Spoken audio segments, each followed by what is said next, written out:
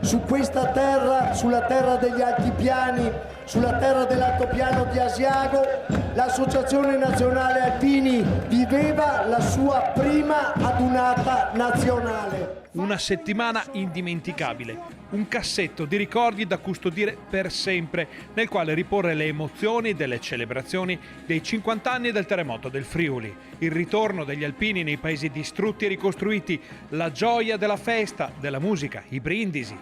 E poi c'è lo sfilamento nelle vie di Gemona del terzo raggruppamento degli alpini per quel grande abbraccio fra la gente della Carnia e le penne nere. È scortato dal comandante della Brigata Alpina Giulia in nomine tanto firmissima e dal comandante degli Alpini d'Italia, il presidente Sebastiano Favero.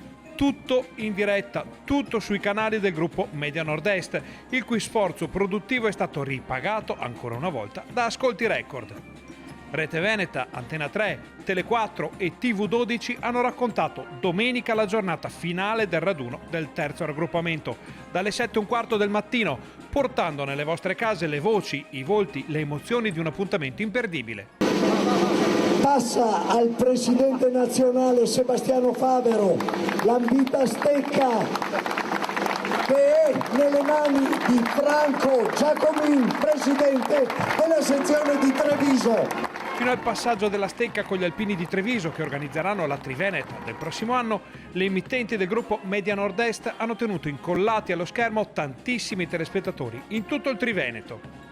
Questo è il grafico certificato Auditel degli ascolti che mostra ancora una volta il divario rispetto ad altre emittenti impegnate nel racconto di un evento che resterà nella memoria di chi l'ha vissuto fra le vie di Gemona, sotto il cielo della Carnia o da casa.